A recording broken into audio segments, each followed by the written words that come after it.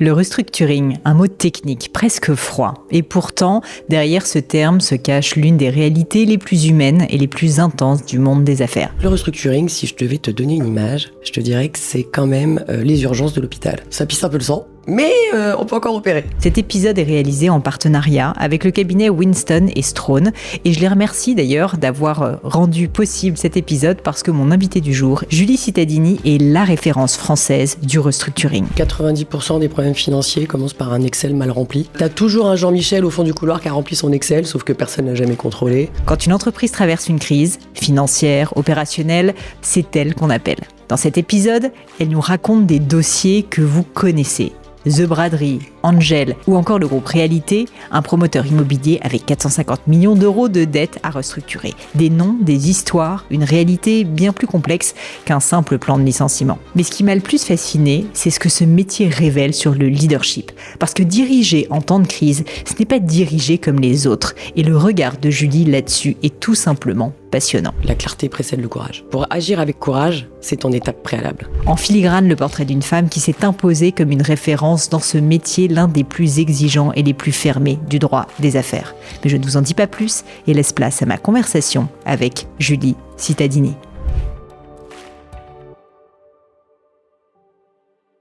Ma chère Julie, bienvenue. Merci. Bienvenue sur ce podcast. Je suis très contente de te parler, tu sais pourquoi ? Parce que on en a parlé un petit peu en rigolant avant de préparer cette interview. Tu es donc une grande spécialiste européenne du restructuring. Qu'est-ce que c'est que le restructuring ? Ce qui est rigolo, c'est que je pense que même tes clients, quand ils viennent te voir, ne savent pas forcément. Or, c'est un sujet hyper important parce qu'en fait, on en rigolait un petit peu juste avant. Le restructuring est partout. Est-ce que tu peux me dire, essayer de m'expliquer, pour moi qui ne connais pas bien ce sujet, pour notre audience qui ne connaît pas forcément ce sujet, qu'est-ce que c'est en fait le restructuring ? Explique-moi. Le restructuring pour les nuls. Exactement, on va faire un one-on-one. Pour un enfant de 4 ans. Exactement. Non, le restructuring, il y a beaucoup de choses, et c'est un mot un peu barbare, mais il y a beaucoup de choses derrière. Ça n'est plus ce que c'était dans les années 85, sous l'air tapis, procédure collective, etc. La loi, la législation a beaucoup changé, les mœurs aussi, les mentalités.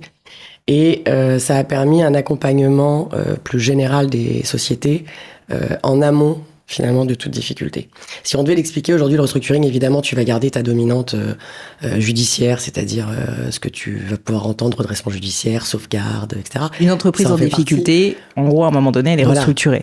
Exactement. Sauf que maintenant, le restructuring prend énorme. Il y a eu il y a ce qu'on appelle des procédures préventives. Et donc, tu as énormément d'opérations qu'on va qualifier de restructuring qui, en fait, sont totalement, quelque part, in bonis, on va dire, et en amont.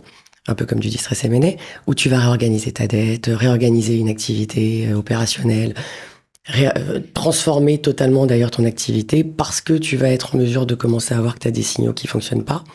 Et c'est du restructuring alors même que non, tu n'es pas en redressement judiciaire, tu n'es pas en sauvegarde. C'est simplement que tu anticipes de restructurer ta boîte sur les aspects que tu estimes, c'est-à-dire couper une branche qui fonctionne plus. Voilà, donc c'est très large le restructuring. Et c'est vrai que parfois, c'est d'ailleurs les clients ne savent pas vraiment ce qu'il y a derrière. Ils disent, c'est assez sympa quand tu as des clients qui viennent te voir qui savent même pas vraiment eux-mêmes. On m'a dit qu'il fallait appeler un avocat en restructuring. Mais pourquoi ? Je suis pas en état de cessation des paiements. Alors non. Mais peut-être que ça va le devenir si en revanche tu n'agis pas assez tôt, etc. Donc ouais, c'est très large. Et après, bon, on va pas rentrer. T'as des outils qui maintenant fonctionnent super bien parce que on a pu implémenter des procédures amiables qui sont super. Et donc le restructuring, si je devais te donner une image, je te dirais que c'est quand même les urgences de l'hôpital. Ah. Donc en fait, on arrive quand même chez nous. Donc on est quand même aux urgences. Ouais. T'es quand même aux urgences un peu, t'as quand même rarement le temps de te dire tiens, je vais peut-être prendre 2 ans pour restructurer mon truc. Donc c'est bien, j'anticipe que tu as une vie très chargée parce que quand on est aux urgences, en général, voilà, on est un peu appelé au milieu de la nuit. Bah, c'est-à-dire que voilà, c'est les mecs arrivent, voilà, ça pisse un peu le sang, mais on peut encore opérer. Non, voilà, c'est un peu le service des urgences. Sur d'autres activités, d'autres practices d'avocats, tu vois, où ils sont sur des temps beaucoup plus longs, de l'anticipation, etc. Nous, il y a quand même toujours un tout petit peu une notion d'urgence, même si c'est pris super tôt en amont, qui est un peu la clé quand même d'une bonne restructuration. T'es toujours dans une temporalité avec un calendrier très serré et un peu contraint. Alors justement, donne-moi un exemple, je pense, pour qu'on comprenne, d'un calendrier très contraint. Pourquoi est-ce qu'il est contraint ? Est-ce que tu as un exemple qui te vient à l'esprit ? Parce que, pourquoi il est contraint ? Parce qu'en général, tu te dis que tu dois restructurer parce que tu as quand même eu des signaux. tu vois. Donc, en fait, une société ne s'effondre pas du jour au lendemain. Bah oui. Donc, avant d'avoir la grosse alarme rouge, t'as quand même des petits voyants orange, tu vois. Mais les petits voyants orange, faut quand même les traiter. Donc, tu vas avoir des signaux financiers. Tu vois, si ton banquier il t'appelle pour te passer un coup de fil en toute amitié, tu sais qu'il y a un problème. Donc, t'as des signaux financiers où t'as la trésor qui commence un peu à s'éroder. Mais alors, c'était une question que je voulais te poser, tu vois, c'est à partir de quand est-ce que il faut commencer à se poser des questions et on peut commencer à se dire, ah tiens, faut peut-être que je passe un petit coup de fil à Julie.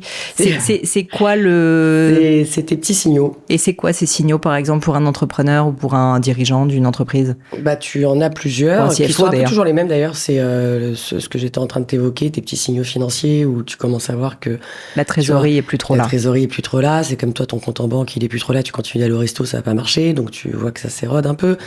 T'as des signaux aussi qui sont sociaux. C'est-à-dire que quand tes talents commencent à partir, c'est les mauvais qui ferment la porte en général. Et donc quand tu ne retiens plus tes stars, parce que dans toute industrie, que ce soit les fonds, t'as des stars. T'as des mecs qui fonctionnent mieux que les autres. Et quand tes bons éléments commencent à partir, c'est en général un mauvais signe. Et t'as le marché. Parce que tout le monde dans son marché est un peu connu et le marché, en fait, le marché bruisse. Et donc, c'est un peu les signaux, ça, business. Tu commences à dire, putain, il y a, tu vois, les clients ou, voilà. Et ça, c'est tes petits signaux qu'il faut savoir écouter aussi. Parce que sinon, ça vient un peu tard. Donc, c'est à partir de ce moment-là où il faut agir, en réalité. Il n'y a pas, bon, il est jamais trop tard pour agir, mais il peut être trop tard pour agir confortablement. Et donc, c'est plutôt ce confort que tu t'enlèves si tu ne sais pas écouter un peu. Ce qui est intéressant dans ce que tu dis, c'est quand tu vois ces signaux faibles, tu n'es pas encore en procédure collective. Non, pas du tout. Et donc, c'est ça qui est bien, c'est que tu as le temps, j'imagine, d'agir, de restructurer ta boite et de faire en sorte que justement, tu n'arrives jamais en procédure collective. Exactement. C'est ça, en fait, enfin, le restructuring. S'il y en a qui vont se dire, quand même, il faut parler du reste. C'est super, l'accompagnement en procédure collective. C'est des super outils. Hein. C'est beaucoup plus encadré. Parfois, tu as besoin d'aller en procédure judiciaire, j'entends, parce que tu as besoin d'un cadre beaucoup plus protecteur. Donc, je suis pas du tout en train de dire que c'est quelque chose qui est épouvantable parce que la sauvegarde est super, c'est un super outil. Le redressement aussi, ça sauve des boîtes. Il faut savoir y aller. Il faut pas avoir peur d'ouvrir une procédure judiciaire parce que c'est un super outil. Mais pour répondre à ta question initiale, ça englobe énormément les pans en amont qui sont fantastiques et qu'il faut utiliser parce que tu évites justement une procédure judiciaire qui quand même dégrade un peu l'actif, peut casser un peu l'image. Enfin voilà, donc même si ça reste des super outils. Donc oui, pour te répondre, il faut écouter un peu les signaux. Il est jamais trop tard. Tant pis si tu dois aller en procédure judiciaire parce que ça s'est dégradé et que c'est comme ça. C'est juste que tu vas le faire moins confortablement. Alors, je sais que tu peux pas parler énormément avec précision de tes clients, mais je vais quand même essayer d'avoir un maximum d'informations, tu me connais. Et puis surtout, je veux essayer de rendre ça concret. Donc, est-ce que tu pourrais me donner un exemple d'un client qui vient te voir, il t'appelle, il a envie d'être avec la star du restructuring et il se dit, OK, il faut que je parle à Julie parce que j'ai un souci. Est-ce que tu peux être concrète et me dire, en fait, à la rigueur, même pas en citant le client, mais qu'est-ce qu'il vient de dire, c'est quoi ses problématiques, lui-même il comprend même pas vraiment ce que c'est à ce stade. Du coup, qu'est-ce qui se passe ? Il sait même pas ce qu'il faut faire. Voilà. Non, en fait, t'as un peu trois profils quand même de dirigeants. T'as le dirigeant, et puis après t'as des profils qui sont différents si t'es sur une PME ou un grand groupe, parce que c'est pas non plus les mêmes sujets sur un gros groupe que ta PME. Où on voit bien, je me permets une petite incise, actuellement là au moment où on se parle, il y a dans les grands groupes beaucoup de restructuring. Tu me disais, c'est pour ça que je rigolais en disant le restructuring est partout. Kering qui a vendu une grosse partie de sa partie beauté à L'Oréal, Richemont là qui est en train de se débarrasser de Gère-le-Coultre alors même que c'est une belle boîte. Donc c'est pas forcément, c'est ça qui est intéressant, des boîtes qui vont mal. Non, pas du tout. Qui sont restructurées. C'est qu'ils sont en capacité de savoir que si à un moment donné, ils ne cèdent pas à telle ou telle branche, qui, pour une raison de positionnement, pour une raison de business model, ce que tu veux, va forcément, à un moment donné, mettre à mal le groupe d'une manière générale. Donc, c'est beaucoup de l'anticipation business. C'est vachement de l'anticipation business. Et donc, tu as un peu trois profils. Tu vois, tu as une entreprise, j'y pense. Je vais te donner trois exemples. Tu vois, un énorme industriel, très grosse boîte industrielle, hyper réputée sur son marché, mais restée quand même familiale, tu vois, au niveau capitalistique et direction. Et plutôt que de passer pour un alarmiste, il préfère dire, attends, en fait, là, je vais aller voir quelqu'un en restru, parce que sinon, le truc va pas marcher. Et t'as 2000 salariés, il faut être responsable, t'as des gens en dessous. Bien sûr. Il faut pas oublier que c'est pas que du financier, t'as vachement d'humain quand même derrière tout ça. Faut pas... Donc ça, c'est un peu le premier profil de celui qui lève le doigt. On va dire celui qui lève la main, qui dit, OK, on va peut-être me prendre pour quelqu'un qui est un peu Et donc, quand il vient de voir, lui, il sait pas exactement ce qu'il cherche à faire, ou c'est quand même précis dans sa tête? Si, ce modèle-là, en général, enfin, ce type de dirigeant, en général, il a identifié que s'il continue sur cette voie-là, il sait pas forcément par où prendre le problème, mais il a compris que s'il restait sur cette autoroute-là, il allait pas passer le péage. Donc ça, c'est un peu je dirais que c'est le dirigeant qui lève le doigt. Je me permets de t'interrompre, je vais pas arrêter de t'interrompre, je te préviens, c'est terrible, mais je suis là pour ça. Si jamais on continue à tirer le fil de ce dirigeant-là, il vient de voir, il sent qu'il y a un problème, il sait pas comment le gérer. Oui. Toi, en tant qu'avocate spécialiste du restructuring, en fait, tu es obligé de faire un audit d'une certaine manière de l'entreprise pour l'aider, le guider. Comment ça se passe? Quelles sont les étapes concrètement dans votre métier pour aider un dirigeant dans ce cas-là? Où on ne sait même pas exactement ce qu'il faut faire. À ce stade, ce n'est pas uniquement juridique. Ils ont quand même un peu une idée de quelques signaux financiers qui sont... le problème a été identifié, c'est la solution qui est rarement identifiée. Donc oui, tu peux avoir une phase d'audit. Ils arrivent quand même avec leur sac à dos de problèmes. Ce qu'ils n'ont pas, c'est ce vers quoi ils peuvent aller. Tu vois, il va arriver, il va dire, voilà, moi aujourd'hui, j'ai des courts termes, des moyens termes, des longs termes. J'ai un mur de dette qui va m'arriver, je vais pas passer le cap, c'est dans un an, ça il anticipe. On va pouvoir lui expliquer ce qu'il peut faire avec ses courts termes, ses moyens termes, ses longs termes, ce qu'on peut aller négocier, demander, ce qu'on ne peut pas parce que tu as des pratiques de place, etc. Renégocier de la dette, des choses comme ça. Voilà. Et il va dire, j'ai telle branche, ok, est-ce que c'est la céder, est-ce que c'est la retourner? Donc, il va arriver avec les problèmes quand même un peu identifiés en réalité, parce que c'est quand même lui qui connaît bien son business. Mais il va pas avoir les solutions tout de suite. Et ça, c'est le premier un peu type de dirigeant. T'as le deuxième type de dirigeant, c'est celui qui dit, bon, en fait, ça a toujours marché, j'ai toujours passé les vagues, mon modèle, voilà, ça a bien marché, mais là, si je lâche pas mon ancien, ça c'est souvent dans le service. Dans le service, on a vachement vu des entreprises où on a accompagné, où les dirigeants sont arrivés en disant, en fait, ça fait 20 ans qu'on fait ça fait 20 ans que ça marche, je me suis dit que j'avais passé la vague, il faut que je retourne mon modèle, parce qu'en fait, il faut que je change de modèle. Si je reste finalement dans le déni, je vais mettre tout le monde dans le mur. Ça, c'est le deuxième type de... Juste, tu peux expliquer précisément qu'est-ce que tu veux dire. En fait, quand tu dis son modèle fonctionne, c'est-à-dire son modèle de croissance et ne fonctionne plus. Ça, tu l'as vu dans vachement d'entreprises. Tu vois, le premier, je visais un industriel, parce que c'est un peu souvent sur l'endettement d'un industriel, etc. Mais t'as des pans entiers, on va dire, de certaines industries, et beaucoup dans le service, parce que ces dernières années, tu as assisté à une transformation totale de certaines sociétés qui ont dû carrément changer totalement. Si je mets des pieds dans le plat, un Atos, par exemple, pourrait rentrer dans cette catégorie. Par exemple, qui a été restructuré il y a quelques mois, années, je crois. Exactement. Ouais, ok. Très clair. Et donc ça, c'est la deuxième catégorie. Donc là aussi, ça demande quand même une certaine vista business. On se dit, en fait, ça ne fonctionne plus et il faut que je me fasse accompagner. Il faut que je me fasse accompagner parce que là, ça marche pas. Et pourquoi les dirigeants pourquoi les entreprises ne peuvent pas le faire seules? Pas parce qu'à un moment donné, il faut des outils aussi pour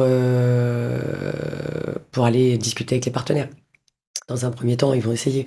Mais tu vois, t'as quand même un facteur humain dans tout ça qui est énorme. Et donc, nous, les avocats, on est évidemment humains, on n'a pas ce facteur humain. Et donc, je vais te dire aujourd'hui, si tu devais me dire ce qui fait que tu réussis une restructuration ou pas, c'est vachement le facteur humain, c'est 3 mots. Parce que il faut enlever le déni du dirigeant, l'ego du dirigeant, la solitude du dirigeant. Donc, tu as des dirigeants qui sont très isolés. On va pas en faire mais c'est un sujet... Non, mais quand tu dois gérer une restructuration d'une entreprise de 2000 personnes, je peux imaginer que c'est pas facile de prendre la décision. Ouais. Faut que tu t'entoures. Et donc, ils ont besoin, pas parce qu'ils n'ont pas la capacité cognitive, mais il y a un moment donné, il faut pas rester isolé de toute façon, parce que si tu veux, l'isolement, c'est ce qui va te tuer. Et je te parlais tout à l'heure des PME versus les grands groupes. Tu vois, évidemment, les PME, leur risque, c'est d'attendre un peu trop tard, parce que tu as un dirigeant qui est isolé, tu as un dirigeant qui veut garder son bébé, tu as un dirigeant qui a la sensation que s'il se fait accompagner, il perd le contrôle, ou c'est un aveu de faiblesse, parce qu'il va avoir des gens pour l'aider. Là où les grands groupes, ils attendent autrement. C'est-à-dire que eux, ils attendent trop, mais autrement. Ils ont trop de comités, trop de comex, donc en fait... La décision n'est jamais prise, quoi. Exactement. Donc ils vont attendre autrement. La PME... Le dirigeant, il demande à personne. Le grand groupe, il demande à trop de monde. Et du coup, tout le monde a son idée. Ils vont consulter 40 consultants, faire des rapports. Et en fait, ils attendent trop. Parce qu'en fait, ils demandent à trop de monde. Donc, c'est 2 comportements complètement différents. Pour les mêmes raisons, tu vois. Donc, à un moment donné, tu peux pas, c'est pas le dernier qui a parlé qui a raison. Ils ont tendance à il faut baquer parce que tu comprends, j'ai mon board, et puis j'ai telle personne très importante à mon board. La politique. Exactement. Et donc, il n'est pas forcément d'accord avec cet angle-là, tel administrateur n'est pas forcément d'accord, etc. Et puis pendant ce temps-là, très bien, mais et donc, toi, tu arrives pour. En fait, tu vas accompagner, aider, presque un peu coacher, j'ai l'impression, des dirigeants. Après, en restructuring, on monte des équipes. Hein. Ouais. T'es souvent, t'as un financier. Si t'es en procédure amiable, que je te disais tout à l'heure, qui n'est pas une procédure judiciaire, t'as quand même un administrateur judiciaire ou un mandataire que tu nommes à tes côtés en conciliateur ou mandataire ad hoc. Et puis parfois des managers de transition qui viennent t'aider, financiers ou carrément qui prennent un mandat. Donc tu montes une équipe. Donc quelque part, tu montes quand même une équipe. Ouais. Tu vois, parce que c'est ce que je te disais, il faut pas rester isolé. Et donc, c'est pas forcément que les équipes en place sont par ailleurs mauvaises. C'est qu'à un moment donné, il faut venir en soutien d'une activité à. Et puis c'est un autre sujet, il faut pouvoir couper. Et tu disais donc, troisième cas de figure, tu as le dirigeant industriel, tu as la boîte de service. Je peux te citer, tu vois, les boîtes de tech, à un moment donné, elles ont toutes un peu les mêmes difficultés. J'y pensais quand tu me posais la question tout à l'heure, elles sont souvent sous-capitalisées. Et tu vois, c'est un peu le troisième modèle, c'est le dirigeant qui est fondateur, qui tient à son bébé, qui a fait un super truc, et qui veut pas lâcher, qui à un moment, lui, il est obligé de dire, je cède en fait. Donc là, il va vers une autre voie. Il vient pas pour dire je change mon modèle, il vient pas pour dire faut que je retourne ma boîte ou il faut que je gère un mur de dette, il va dire faut que je cède en fait. Je veux vendre ma boîte. Ou faire rentrer quelqu'un, enfin plus être seul. Et t'as eu pas mal de sujets dans la tech parce que en France on a quand même une petite difficulté. On finance le développement, puis après on sait plus faire le reste, tu vois. Donc, et puis dans la tech c'est quand même pas peu fréquent que les entreprises peuvent générer du chiffre d'affaires mais sont pas du tout rentables. Non, bien sûr. Et donc à un moment donné, si tu génères du chiffre mais que t'es pas rentable, tu peux pas soutenir en fait ta croissance si jamais tu perds plein d'argent. Non, ça marche pas. Non, ça marche pas. Ce qui est un autre sujet, je te cache pas que j'ai un avis assez tranché sur l'absence de rentabilité dans la tech, mais bon, ça reste entre nous. Il y a pas de faux argent. Ouais. Si on parle donc du cas, une entreprise qui commence à sentir qu'elle est en difficulté, tu m'as parlé des signaux faibles, mais est-ce qu'il y a peut-être, on va dire, des conseils à la rigueur que tu peux donner à des entrepreneurs, des dirigeants qui commencent à sentir justement ces signaux faibles et qui se disent ok, peut-être qu'il faut que je me fasse accompagner. Comment est-ce qu'on peut savoir qu'il faut aller voir un cabinet de restructuring ou un avocat spécialisé en restructuring? Quand on les écoute et quand on fait attention de ne pas être dans les émotions. C'est les émotions qui sont un peu le frein, c'est-à-dire que de ne pas rester, ce que je disais tout à l'heure, soit dans le déni, soit dans l'ego. Et donc à partir du moment où tu as tes petits signaux, soit de trésor, soit encore une fois RH, etc. Il faut que quand même, tu vois, t'ailles à un moment donné échanger avec des personnes en dehors de ton entourage. Et c'est très différent la vision de, tu vois, un grand groupe et donc tu visais les grands groupes tout à l'heure. Ils vont être en mesure, ils ont tellement d'entourage qu'à un moment donné, il y a quand même quelqu'un qui... Ils arrivent à avoir le recul nécessaire. Il y a quelqu'un qui lève le doigt, qui dit, écoutez, là, quand même, on peut en discuter 2 secondes, etc. Donc, ils sont un peu plus... Comment dire? Ils ont les problèmes sont les mêmes. Les problèmes, c'est toujours les mêmes. Les erreurs sont très différentes. Mais en revanche, un grand groupe, il y a des airbags. Tu vois, tu as des airbags même sur tes financements, tes court terme, une PME, non. Donc, ta question, elle est plutôt tournée vers des PME. Ouais. Parce que la réalité, c'est que les gros groupes, ils vont être en mesure d'anticiper et ils vont savoir qui aller voir assez suffisamment en amont de la difficulté rencontrée. Même si après, ils ont des contraintes internes qui peuvent parfois être lourdes et pas forcément efficaces. Ta question est plus à l'attention des PME et du dirigeant totalement isolé qui a un peu la tête... dans le guidon, quoi. Dans le guidon, les mains dans le cambouis comme tu veux et qui se dit... pourquoi pas, pourquoi j'aurais besoin de quelqu'un, etc. C'est plutôt le dirigeant de PME qui doit à un moment donné se dire non mais il n'y a pas d'aveu de faiblesse, au contraire de se faire accompagner, et il n'y a pas du tout d'aveu d'incompétence, parce qu'il y a ça aussi, tu vois, d'aveu d'incompétence parce que j'ai pas été capable de faire ceci, cela. Donc ta question est plus tournée vers le dirigeant de PME.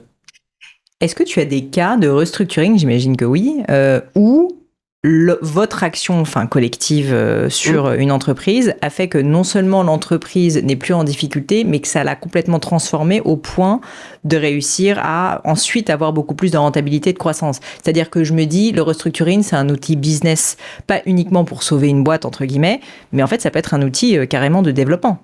Ah bah ça, alors tu as un outil de développement qui est un peu plus, tu vois, tes opérations de croissance, là tu te situes, on parlait beaucoup de ce qu'on appelle nous côté débiteur. Ouais. Ok, donc tu peux avoir, on a accompagné un grand groupe en retail, tu vois, ça c'est super, on a complètement restructuré et ça cartonne et 18 mois plus tard, c'est super. Mais Et donc, ta question, elle était aussi sur le build-up et là c'est plutôt Ouais.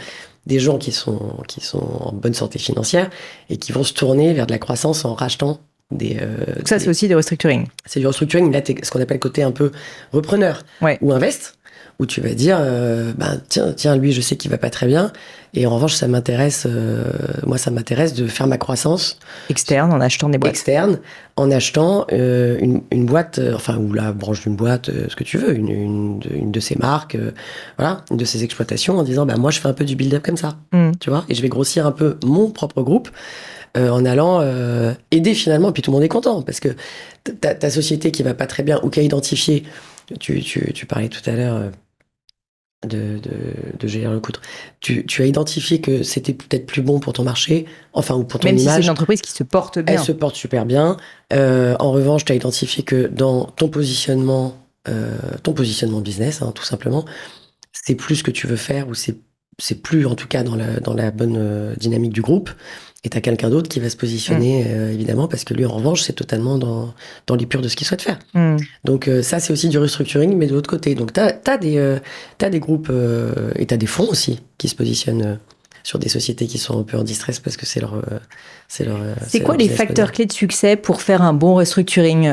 Toi qui connais très très bien ce métier, au-delà des erreurs, c'est plus ma question. Comment est-ce qu'on fait si on est dans le cas du build-up? Parce que du coup, pour qu'on soit plus précis, donc je veux développer mon entreprise en rachetant d'autres boîtes, par exemple, qui sont en difficulté. Quels sont pour toi, peut-être que tu as des exemples d'ailleurs, des choses que tu as observées où tu constates que ça a vraiment contribué au succès en fait de ces opérations, ou vous, dans ce que vous faites d'ailleurs, en tant que cabinet, et puis toi, en tant qu'avocate spécialiste du domaine? Tu as... oui, de toute façon, t'as des... Alors, là, c'est pareil, t'as des profils qui sont un peu différents. Accompagner de la croissance là-dessus, souvent, c'est beaucoup de pédagogie parce qu'ils connaissent pas les procédures collectives, ils connaissent pas trop le monde du restructuring, et donc ils viennent nous voir et ils disent, voilà, comment ça marche, qu'est-ce que je peux faire, etc. Donc, en fait, le dirigeant, déjà, faut l'accompagner, faut lui faire comprendre, parce qu'en fait, il capte rien, quoi, à ce stade. Enfin, non mais moi je me mets dans cette situation, j'ai fait des recherches si tu veux sur ce podcast et en fait c'est pas facile. Non, c'est hyper compliqué. Tu vois, t'arrives, tu dis voilà, j'ai entendu que telle boîte allait pas très bien, qu'ils veulent se séparer de telle marque, de telle comment ça marche, qui je vais voir, puis là tu commences à expliquer que t'as un administrateur judiciaire, qu'il faut se positionner, que t'as quand même un cadre à respecter. Donc si tu fais du build-up, par exemple en procédure de redressement judiciaire, t'as des appels d'offres qui sont lancés. Quand ils arrivent pour reprendre en appel d'offres, ils comprennent rien, c'est normal, tu vois, et nous on leur explique oui, alors il y a des... on peut et vous êtes le chef de projet en gros de tout ça. Et puis il faut pas être... Alors évidemment on est là pour faire du droit, donc évidemment, mais il faut être super pédagogue, parce que sinon, en fait le droit se met au service du business, donc c'est pas... Donc déjà en fait ce que tu dis c'est que vous en tant qu'avocat, enfin toi en tant qu'avocate, il y a déjà un gros volant de pédagogie pour aider en fait le dirigeant ou les dirigeants à prendre les bonnes décisions avec vous au final. Oui, tout à fait. Tu montes une stratégie, tu montes une stratégie... comme de toute façon en phase de retournement qu'on était en train d'évoquer, où là c'est la lucidité qui est ta meilleure stratégie. Là t'es plus côté débiteur de ce que t'évoques, enfin en tout cas société qui se restructure, t'es plutôt côté société qui va bien et qui rachète.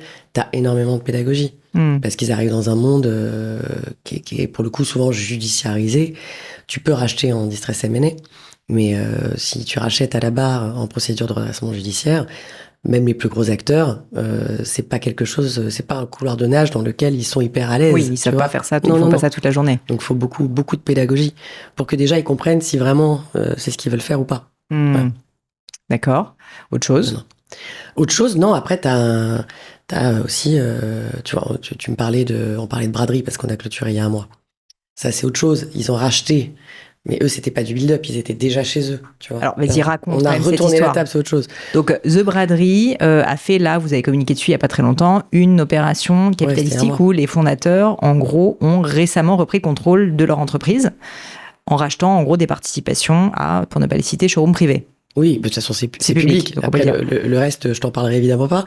Mais pour ce qui est pour ce qui est de public, et on en parlait tu m'en parlais tout à l'heure, c'est une super jolie histoire. Ça, c'est une super jolie histoire. Je veux bien que tu me racontes comment ça se passe. Qu'est-ce qui se passe concrètement? Comment les gens viennent te voir? Quelle est l'histoire? Bah là,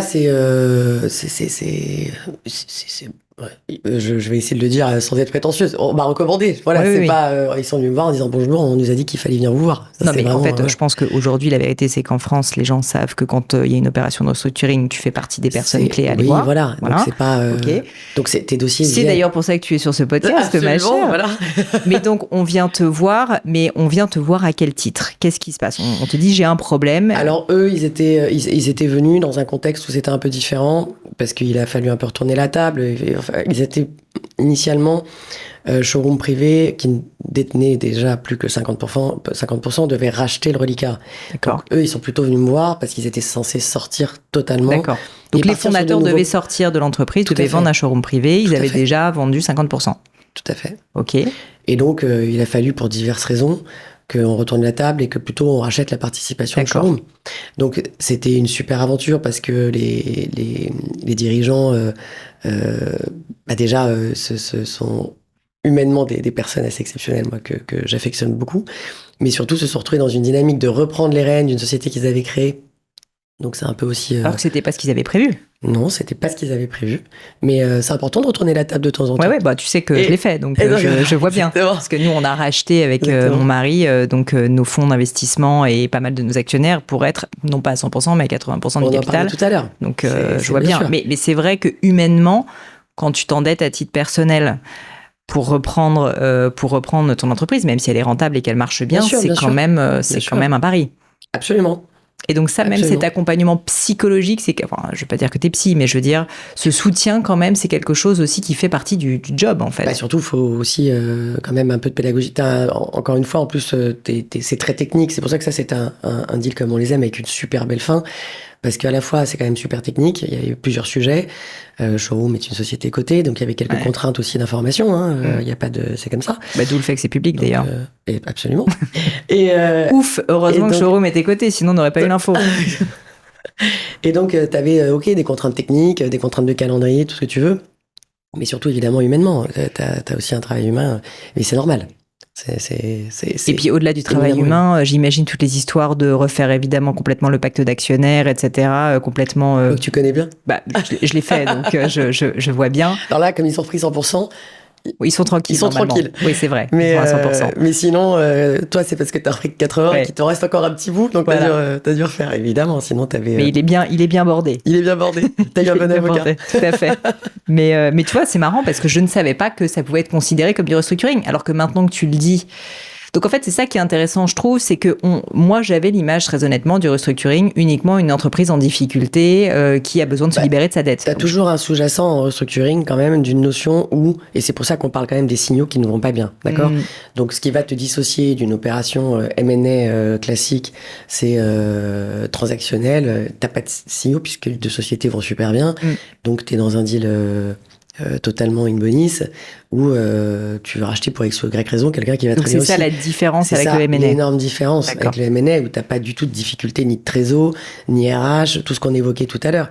Donc en revanche, le restructuring, pourquoi c'est devenu aussi large, c'est que c'est pas uniquement les sociétés qui sont devant le tribunal, en procédure collective judiciaire dans le dur, c'est à l'inverse, en amont, t'as des difficultés. Où tu as une des sociétés dans le groupe qui a quand même quelques difficultés sans avoir encore été totalement en bascule. Et donc ça rentre dans le restructuring. C'est pour ça que tu restructures ta dette, ton opérationnel ou autre. Alors, actuellement, le monde du retail va pas très très bien. Et donc, il y a, j'imagine, pas mal de deals de restructuring. Donc, tu ne dois pas dormir beaucoup. Hein? Mais d'une manière générale. Voilà. Mais mes enfants me reconnaissent encore. Ah bon, ça va, tout va bien. Non, mais tu vois, j'ai interviewé il y a pas très longtemps sur le podcast l'une des fondatrices de Bash. C'est une histoire extraordinaire, Bash, tu vois. Et typiquement, je pense du coup que c'est un cas de restructuring. L'entreprise allait un petit peu moins bien. Elle en a parlé tout à fait librement. Le podcast, je vous conseille de l'écouter, tout le monde, messieurs, dames. Il est vraiment très, très intéressant. En gros, l'entreprise se portait très bien, mais au bout d'un moment, il y avait beaucoup de dettes et beaucoup moins de rentabilité après le Covid, etc. Et donc là, les fondateurs, un peu comme dans le cas de Braderie, ont décidé de restructurer. Elle a restructuré sa dette. La dette, exactement, pour être un petit peu plus libre. Et puis aussi, bon, en l'occurrence, l'occurrence, ils ont changé toute l'équipe dirigeante. Donc, ce qui est intéressant, c'est que c'est pas uniquement financier, parce que dans le cas là de Bâche, c'est aussi un changement honnêtement opérationnel. Absolument. Donc ça fait partie aussi de votre scope en réalité. C'était un peu mon point. Ça fait partie de l'équipe que je t'évoquais, c'est-à-dire que de toute façon, on va pas travailler tout seul. Tu vois. Et donc, dans le cas de Bâche, elle explique très bien dans le podcast, qui est effectivement super, parce qu'elle a aussi une super personnalité. C'est vrai. Hyper agréable. C'est du restructuring, elle n'était pas du tout en procédure collective. D'accord? Donc, c'est du restructuring parce qu'elle était en difficulté financière anticipée. En difficulté opérationnelle anticipée. Donc, t'es pas dans du... alors là, bon, t'es encore moins dans du M&A classique. Voilà. Donc, et c'est pas parce que t'as une opération de cession que tu qualifies ça, tu vois, que ça n'est plus du restru. Et elle était évidemment en restructuring pour, la dette financière qu'il fallait qu'elle réhabilite et opérationnelle. Tu vois, nous, on a accompagné une autre très jolie marque, dont je donnerai pas le nom. Dans le retail, un peu similaire. Un peu similaire. Je crois que je connais le nom. Un peu similaire. Okay. Et c'était pareil. Il n'y avait pas encore d'enjeu de procédure collective.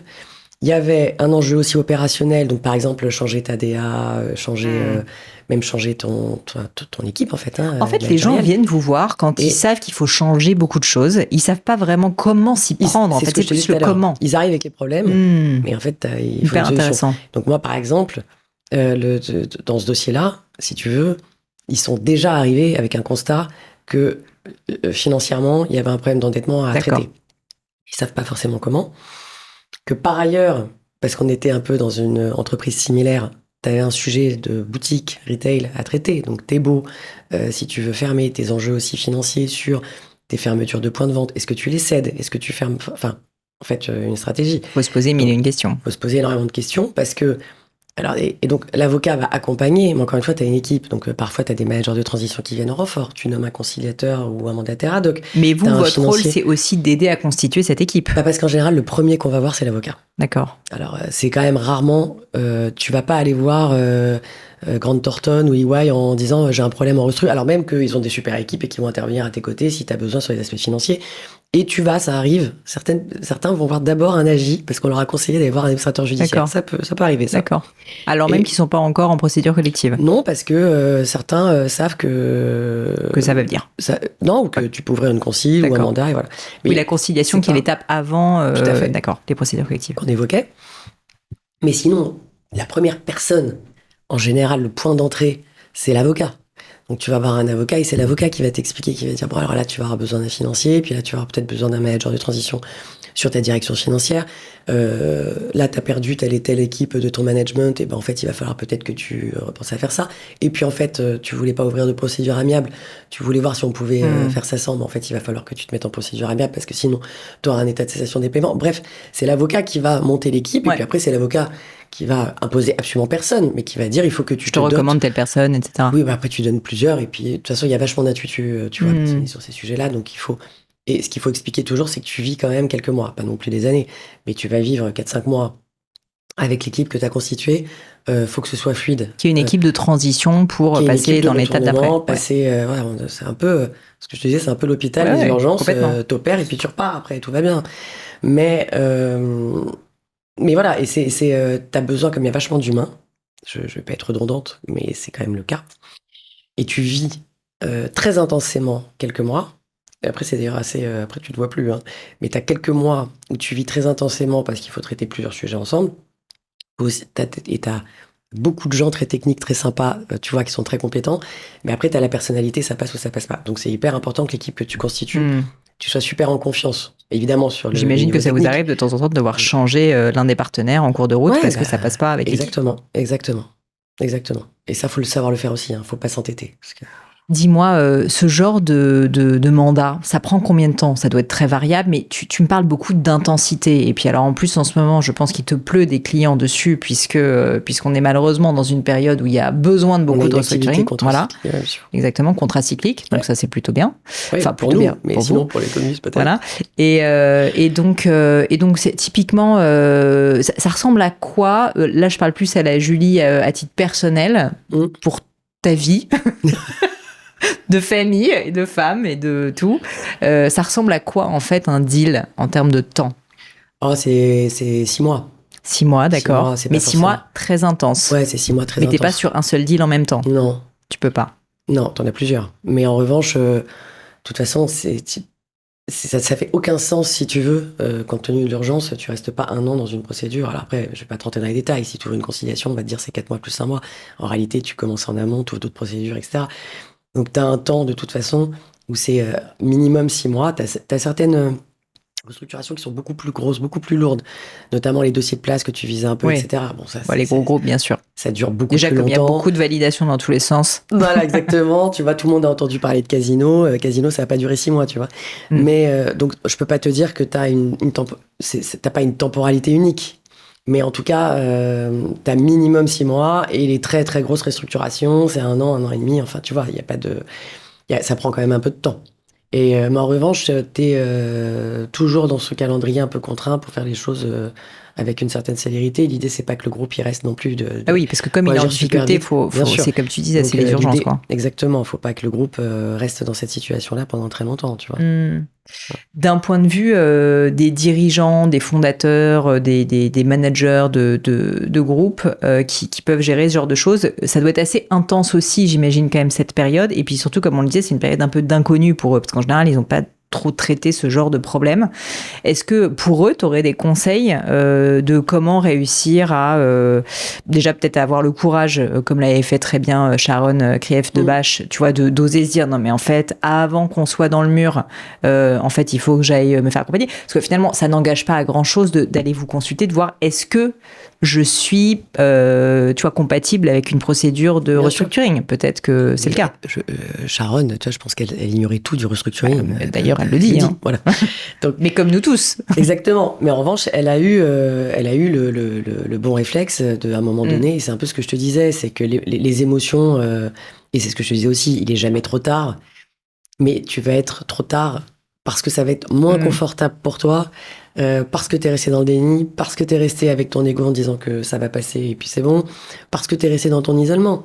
Et tu vois, c'est une très jolie marque, on en parle, mais c'est une très jolie marque, et pourtant elle était assez isolée. Bah oui, tu vois. Bah bien sûr. Puis, le problème aussi, c'est que c'est des choses dont tu ne peux pas parler publiquement. Non. Tu peux pas dire publiquement, ça va pas bien. En plus, non. Ça peut aller...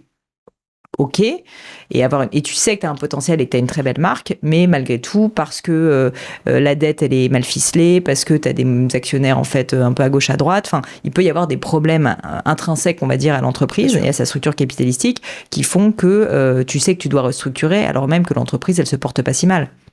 Oui, bien sûr. Et en revanche, tu as... encore une fois... Tu as soit quand même la capacité à un moment donné aussi d'avoir un entourage qui te le dit aussi peut-être, tu vois, quand tu en parles, parce que tu as raison, on n'en parle pas dans l'entreprise, mais chaque secteur d'activité, ce sont des marchés où les gens quand même se connaissent un peu. Et il y a quand même pas mal, tu vois, par exemple le retail, on parle du retail, ils se connaissent, et puis tu as des marques qui tombent, t'as encore avec KKS, basculant, redressement judiciaire, ils se connaissent et donc ils sont... Mais ils n'ont pas fait de restructuring avant, d'être dans le redressement. Je sais pas. Ils auraient dû venir te voir. Non mais c'est vrai. Après, voilà, il y en a qui ont fait aussi, ça marche pas parfois. Ouais. Donc, il y en a qui font des procédures préventives et ça périclite. Mais donc aussi, lutter contre l'isolement quand tu es dans cette situation-là. C'est vraiment lutter contre l'isolement. Julie, comment est-ce que tu es arrivée à t'intéresser à ce monde du restructuring que personne ne comprend, mais qui pourtant est partout et utile? Non mais c'est vrai, on peut se poser la question. Déjà, j'imagine que tu as fait le choix de devenir avocate, mais parle-moi un petit peu quand même pour qu'on comprenne un peu plus qui tu es. Comment... Par hasard. Tout par hasard. Donc tu n'es pas née en te disant je vais faire du restructuring. Non. Étonnant. Tu vois, à 4 ans, je suis pas... maman, papa, j'ai une super idée. Mais souvent quand même dans le monde des avocats, il y a un peu de... Comment dire, si tes parents sont avocats, c'est plus facile de t'intéresser à ces métiers parce que tu te dis... Ils ne le sont pas. D'accord. Très bien. Et donc, qu'est-ce que tu voulais faire quand tu étais petite? Moi, j'étais danseuse classique. Très bien. Magnifique. Ça fait un beau port de tête. Merci. Danseuse classique et j'avais pas du tout l'intention de devenir... Donc tu voulais être danseuse classique? Ouais, en fait, quand on est danseuse classique, on l'est très jeune. Donc j'étais carrément en sport-études. Hein. Donc je dansais 5 heures par jour, conservatoire, prix de conservatoire. À Paris? Non, alors à Nice. D'accord. Ma ville d'origine. Très bien. Et après, oui, je suis passée par Béjart, Roland Petit qui était à Marseille, qui étaient des grands... voilà. Et donc tu te voyais danseuse classique? Ouais, complètement. Tu vois, et finir ma carrière de retraitée à 30 ans, parce que c'est à peu près ça. Ah ouais. Voilà. J'ai eu la chance d'avoir Dorothée Gilbert, par exemple, sur le podcast. Et elle est magnifique. C'est un sacerdoce. Ouais, absolument. Mais tu as continué dans le sacerdoce? Ouais. Parce qu'en fait, je crois que j'aime bien. Ouais. Et non, et c'est super. Et c'était voilà. Et après, il se trouve que j'ai eu une blessure. D'accord. Parce que la danse est un art, mais ça reste quand même un sport. Pardon, un peu de haut niveau aussi. Bah oui, bien sûr. En fait, de haut niveau, même de très haut niveau. Mais voilà, comme un sport, je veux dire, comme un autre sport, quand tu le fais 5 heures par jour, bon, à un moment donné, t'as aussi quelques conséquences physiques qui peuvent arriver. Au moins, en l'occurrence, c'était un simple accident. Je suis tombé à l'escalier, voilà. Et tu t'es dit, du coup, je dois j'ai pas arrêter. pu danser pendant quelques mois, le temps, tu vois, de guérir la blessure, etc. Non, j'avais un papa qui voulait pas que je reste surtout à regarder le plafond. Donc et puis on n'avait pas le système aujourd'hui de difficulté d'accessibilité aux études supérieures non plus. Donc il m'a dit tu fais ce que tu veux, mais tu vas avec tes copains en fac, tu restes pas comme ça. Et bon, j'avais des copains qui allaient à l'endroit. Puis à l'époque, t'arrivais, tu t'inscrivais, puis tu rentrais dans l'amphi. Hein. C'était pas du tout. C'était plus simple. Parcoursup n'existait pas. Et donc comme j'avais plein de copains en droit, je suis allé en droit. Et en fait sans plus d'idées derrière la tête que ça à ce stade. Non, vraiment pas. Et en fait, il s'est opéré une sorte aussi de prise de conscience que j'avais aussi déjà sur le fait que ce n'est pas non plus Aurélie Dupont qui veut, d'accord ? Donc, tu peux être une super danseuse, faire une très jolie carrière dans des troupes. Tu vois, moi, j'ai des amis que j'ai gardés qui sont dans de très jolies troupes à Munich et partout dans le monde, et c'est super. Mais j'avais quand même dansé pendant 20 ans. J'avais déjà eu une super première vie. Et c'était un peu le temps de passer à autre chose. Et pour le coup, le droit me plaisait. Donc après, c'est un peu compliqué parce que moi, j'avais pas beaucoup bossé. Hein. Je passais plus de temps à danser que de travailler. Après, le mental du sport fait que quand on te demande de rester un peu concentré sur tu l'acquiers et ça m'a permis de rester tu vois, de me mettre un peu dans le moule de la fac. Et puis, je suis resté en droit. Et pourquoi le restructuring? Parce que j'ai eu un prof exceptionnel C'est fou, quand même, l'impact d'un bon prof. Comme ça peut changer. François-Xavier Lucas. On va le remercier. Qui est un professeur très connu, voilà, et qui m'a donné le goût de la matière, tout simplement. Oui, un prof peut avoir énormément d'impact, négatif ou positif. Oui, c'est vrai. Parce qu'il y a d'autres matières que j'aurais jamais approchées, comme le droit administratif, par exemple, et je ne citerai pas le prof. Bon, écoute. Et donc, tu tombes là-dedans. Et qu'est-ce qui t'a plu dans le restructuring ? Qu'est-ce qui a fait que tu es tombée amoureuse de cette matière, au-delà de ce prof et du fait qu'il était brillant ? Après, pour autant, je suis partie en M&A, en cabinet américain, donc j'ai pas tout de suite du tout fait du restructuring. Et à l'époque, les cabinets américains n'étaient pas forcément dotés de départements restructuring comme aujourd'hui. Et donc, j'ai commencé à être un peu la madame restructuring parce que j'étais la seule qui avait fait un master dans ce domaine. Mais pourquoi après j'y suis restée ? C'est hyper enrichissant. On est directement avec les dirigeants, aux côtés des dirigeants. On voit un nombre de business totalement différent. Moi, je vais te dire, je vais pas passer de l'automobile aux fringues, aux avions, aux câbles électriques, ce que tu passes quand t'es côté industriel à l'immobilier. Enfin, et puis tu dois comprendre le business assez profondément. Impérativement. C'est ce que je te disais tout à l'heure, ça m'a surpris quand on discutait de ce que c'est que le restructuring. En fait, vous êtes obligé vraiment de rentrer dans la matière et de comprendre, de comprendre le métier. Alors, et surtout puisque tu conseilles en fait stratégiquement. Bien sûr, et puis surtout alors après, t'as les financiers évidemment, beaucoup dans le business aussi qui t'aident à comprendre le business model, mais parce que tu te dois de t'approprier les contraintes opérationnelles. Tu peux pas venir, tous les dossiers sont différents. Donc, tu n'as aucune stratégie que tu vas déployer de la même façon. Les business sont totalement différents. Les contraintes du coup du business n'ont rien à voir. Les besoins du business n'ont rien à voir. Et tu te dois de le comprendre parce que tu vas pas arriver voir ton dirigeant en disant « J'ai fait ça avec ton petit copain. Bon, alors toi, tu fais des fringues, mais avec les bagnoles, ça a bien marché. » Mais donc, vous de faire la même chose. Donc, vous avez une première phase, en fait, déjà énorme, en fait, d'apprentissage sur la matière. Ouais, bien sûr. Et donc, toi, à titre personnel, le fait de te replonger dans un nouveau dossier qui est complètement différent, en fait, c'est génial parce que tu changes à chaque fois quasiment de métier à ce stade. Et puis, en plus, il y a un autre truc qui est vachement bien. Pour ça ça dépend des personnalités. Tu te lèves le matin, tu n'as aucune idée de ta journée. Ah oui ? Mais vraiment aucune idée. Pourquoi ça ? Parce qu'il se passe 1 million de choses totalement imprévues. C'est toujours. Qu'il faut aimer l'aventure un peu. Oui. En tout cas, il faut pas aimer la monotonie. Faut être adaptable. Ouais. Et donc c'est hyper enrichissant humainement, intellectuellement évidemment, mais aussi humainement, parce que t'as tout type de dirigeants. Hein. Tu vois, on parlait tout à l'heure de braderie. Ce sont 2 jeunes exceptionnels, tu vois, qui sortent d'écoles de commerce, mais dans certaines industries familiales, tu vas avoir le paternel qui est fantastique, mais qui a un autre état d'esprit. Donc même humainement, tu dois beaucoup t'adapter à ton comme Sharon, client. tu vois, mais bien sûr. Donc tu rencontres une variété de gens absolument incroyables. Donc humainement, c'est absolument fantastique. Et par ailleurs, le nombre de business que tu observes, que tu vois, dont tu comprends, c'est hyper enrichissant. Moi, j'adore. Pour que je me rende compte, tu fais à peu près combien de deals par an de restructuring? Après, en fait, t'as des gros deals et puis t'as des plus petits deals. Ouais. Voilà. Les gros deals te prennent beaucoup de temps. Les gros deals vont prendre... Après, moi, j'ai une grosse équipe. Donc, les gros deals vont juste consommer un peu plus aussi, évidemment, de temps, mais un peu plus d'équipe. Mais en dossier, donc tu vas plus dire en dossier actif, je vais te répondre à ta question plutôt en dossier actif, t'en as, je sais pas, 20 en permanence, tu vois. Et dans les 20 ou 30, tu vas en avoir des gros, moyens, très gros, pas du tout gros. Alors déjà, t'as pas un dossier de place tous les jours. Par ailleurs, t'es pas nécessairement sur le dossier de place du moment. T'as des tailles moyennes, tu vois, tu vas avoir des tailles de groupes à 150 millions, 80 millions, 1,2 milliard. Voilà. Donc ça va quand même de la PME au très gros groupe. Bien sûr. Mais en revanche, en dossier actif, oui, il y en a quand même pas mal en même temps. Surtout en ce moment. Tout à fait. Donc, ça, trouver des clients n'est pas un problème, j'imagine, malheureusement. Non, en ce moment, la période est un peu Mais après, c'est des jolis dossiers. Ta problématique, ce qui va être frustrant dans notre métier, c'est quand les dossiers sont trop dégradés et que du coup, tu peux T'arrives trop tard, en fait. T'arrives trop tard, tu peux faire la meilleure stratégie du monde. Là, il faudra te mettre dans un cadre un peu plus protecteur qu'est le cadre judiciaire, et qui est un super cadre, hein, et tu retournes des boîtes et ça marche. Hein. Mais c'est trop dégradé. Et en fait, t'es obligé de passer par un peu la case judiciaire pour t'aider parce que là, ça marche pas. Tu vois. Bon, c'est un peu frustrant, oui et non, parce que moi, j'adore aussi le judiciaire. Mais parfois, pour ces entreprises-là, c'est un peu frustrant parce qu'ils arrivent et là, tu dis non, alors, en revanche, vous êtes obligé d'aller vers du judiciaire. Alors, j'ai une question peut-être un peu basique, mais je me suis posé la question, je me suis dit, ces entreprises sont pas toujours très bien. Ça coûte quand même assez cher de venir te voir, on peut le dire, parce que faut monter une très grosse équipe, c'est normal. Et donc comment est-ce que les entreprises qui n'ont pas toujours énormément de trésorerie, en tout cas, ils sont dans une période où justement ils commencent à avoir les signaux, comment est-ce qu'ils font pour vous payer? Alors, bon, déjà, tu n'as pas de tarif unique, hein, c'est pas trop facile. Alors, on va y aller franchement, mais doucement, sur le financier, parce que c'est un vrai sujet, il ne faut pas que ce soit tabou. Oui, ça coûte de l'argent. Oui.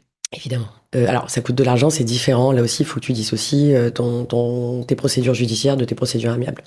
Procédure amiable va te coûter un peu plus cher qu'une procédure judiciaire. Donc, c'est quand elle est en amont. Quand elle est en amont, ça coûte un peu plus cher en général si tu dois faire un panorama et que, en général. Parce qu'il faut faire toute la stratégie, etc. Voilà. Et puis, parce que tu as une plus grosse équipe. Après. T'as un ordre d'idée. Alors, je sais qu'on peut pas faire de généralité, non, parce que, alors, tu peux pas à double titre. Déjà, parce que, en fait, selon la taille du dossier, évidemment, tu t'adaptes, d'accord? Donc, c'est pas ce que je te disais, t'as pas de tarif unique.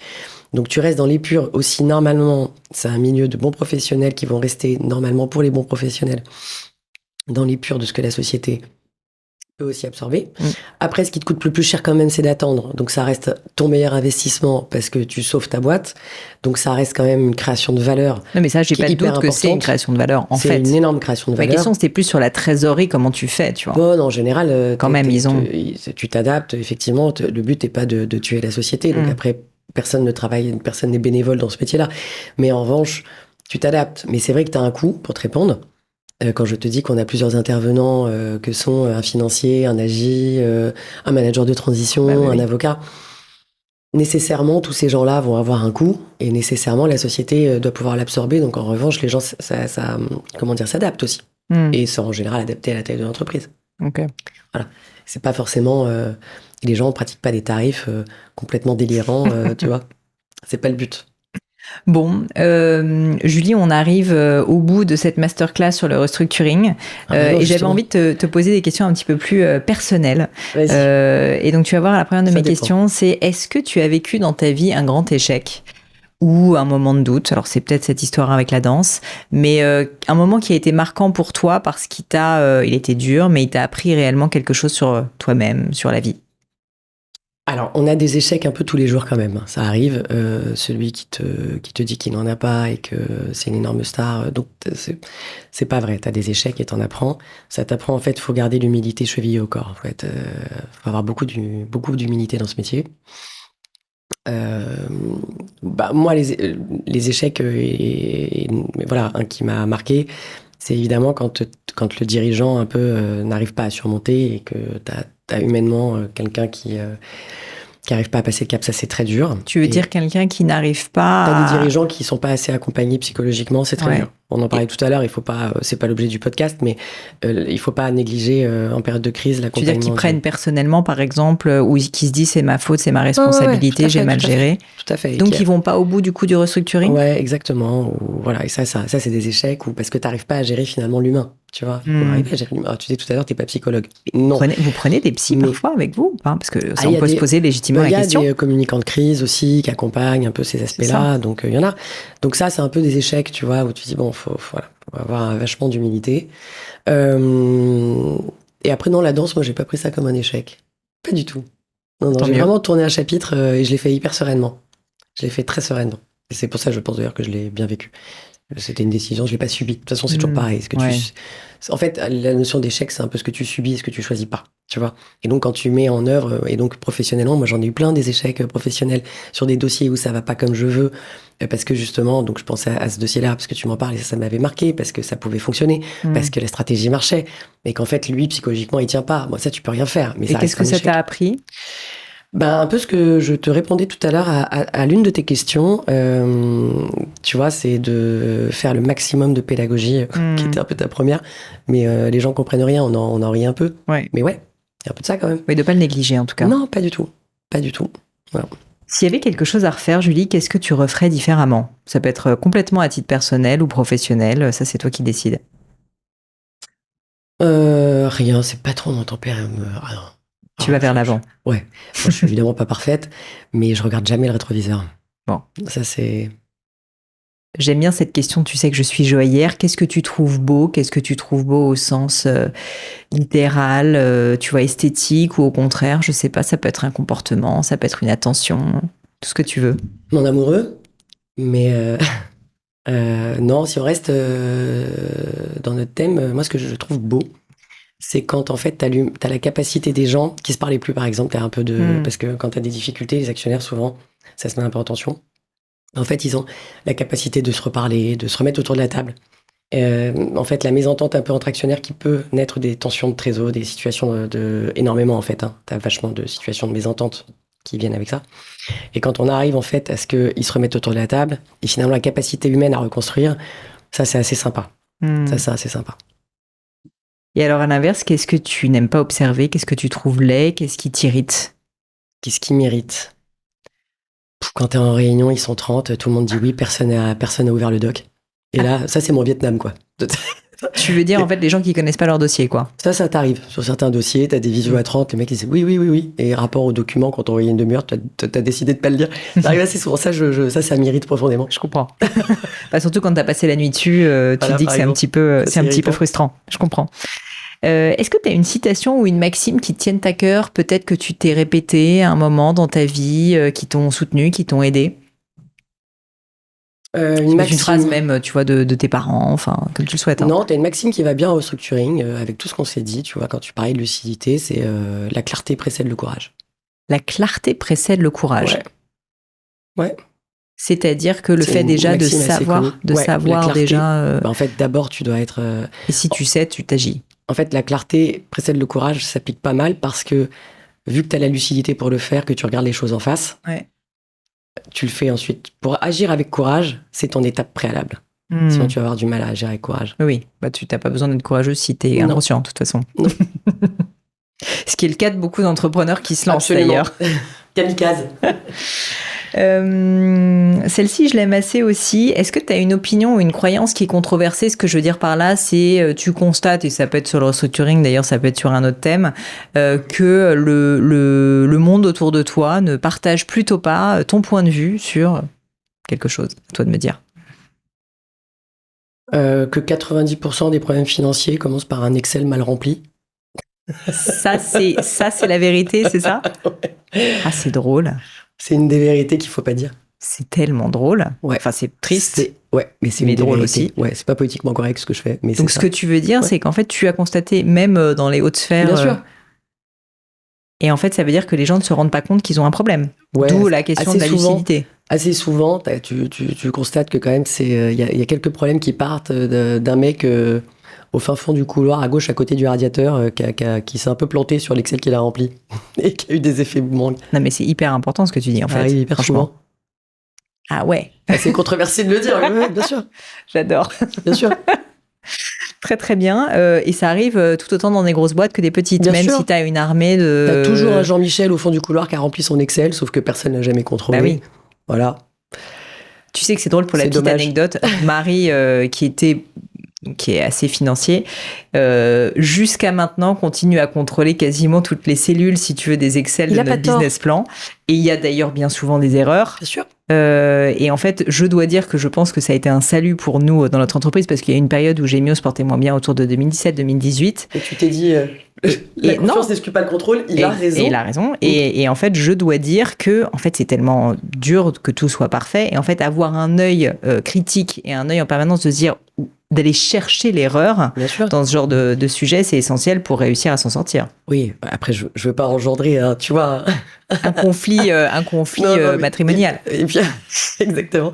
Et puis, le système de contrôle et de contrôler tout et d'être dans du micro-management, tu vois. Non, mais c'est des sujets importants. Je suis pas en train de prôner le micromanagement parce qu'il faut arriver à faire confiance à tes équipes. Enfin, c'est quand même une réalité qu'on constate. Ouais. T'as quand même 2-3 trucs où tu te dis d'accord, donc là, c'est simplement... un tableau Excel mal rempli que tout le monde a décidé de ne pas regarder. Non, mais c'est drôle aussi, parce que tu dis, tu vois, c'est des petites choses comme ça qui peuvent avoir des grosses conséquences. Ouais. Encore 2-3 questions pour toi. Est-ce qu'il y a un sujet sur lequel tu as déjà changé d'avis qui te viendrait à l'esprit ? Un sujet sur lequel j'ai déjà changé d'avis. Ouais, l'utilisation responsable du reply to all, tu vois. T'as pas besoin que 50 mecs aient un OK dans ta boîte mail. D'accord. Voilà. Ça, tu vois, j'ai changé d'avis là-dessus aussi. Parce qu'avant, tu pensais que c'était... Enfin, tu te posais pas la question, peut-être. Maintenant, tu as compris que quand il y a un sujet... Je suis une utilisatrice responsable, vu le nombre de dossiers. Tu veux dire pour faire attention à garder des sujets sensibles et qui peuvent parfois être dévalorisants, on va dire, tu évites de mettre 50 personnes en copie. C'est très bien. Merci beaucoup. Merci pour eux. Dernière question pour toi. Est-ce qu'il y a un livre ou un objet d'art ? D'ailleurs, ça peut être un balai, tiens, pour changer. Mais un objet, une œuvre, un livre qui t'a particulièrement marqué à un moment dans ta vie, qui t'a touché, qui t'a ému, dont tu pourrais nous parler et pourquoi ? Les beaux livres, c'est un peu les livres qui t'accompagnent doucement un peu toute ta vie. Mais je te citerai un livre qui ne m'a pas accompagné toute ma vie, mais qui était important. Tous n'étaient pas des anges. Tous n'étaient pas des anges. De Kessel. D'accord. Ah bah je ne l'ai pas lu. Je te le conseille. Très bien. Eh ben je te remercie. Qu'est-ce qui t'a touché dans ce livre ? Alors, le livre en tant que tel est fantastique parce forcément que très bien écrit. Ouais, très bien écrit, mais un peu. Alors pour le coup, il est un peu plus journalistique. Tu passes d'une histoire à une autre, donc. Mais surtout, il est venu à une période de ma vie qui était importante et très importante et donc qui marque pour moi un moment personnel important. Voilà. D'accord. Eh ben écoute Julie, je te remercie 1000 fois pour ce cours. Je sais que tu donnes des cours à HEC et à Sciences Po. Non, mais c'était un cours un peu ludique et je te remercie d'ailleurs d'avoir joué le jeu. C'est pas un sujet facile parce qu'effectivement c'est un sujet déjà complexe et puis c'est un sujet sur lequel je pense qu'il y a des peurs en réalité. Les gens doivent avoir assez peur en fait. C'est un mot qui fait un peu peur. Oui, on n'en a pas parlé. Et puis je pense qu'il faut éviter de faire un cours de droit, c'est pas l'objet. Non. Voilà, j'espère qu'on je pense qu'on s'en est sorti justement sans le faire. Mais je te remercie d'avoir accepté de te prêter au jeu. Est-ce qu'il y a peut-être, à l'aune de tout ce qu'on s'est dit, un dernier message que tu auras envie de passer à notre audience ? Un message ? Ouais. Ouais, un petit message italien ? Vas-y, en chantant. En français, non. Qui va, c'est une maxime qui est très connue en italien et pour le coup que je répète pas mal, mais c'est en français, c'est qui va lentement, va sûrement et va loin. D'accord, t'arrives à nous le dire en italien ? Qui va piano, va sano et va lontano. Très bien, tu vas finir un podcast avec un peu d'italien, je crois que c'est... Non, tu l'as jamais entendu ? Non, je la connaissais pas. Je connais celle « Hâtez-vous lentement », qui est un peu... on va dire corrélé. Mais je te remercie, c'est un très beau mot de la fin. Voilà. Merci Julie. Avec plaisir, merci à toi.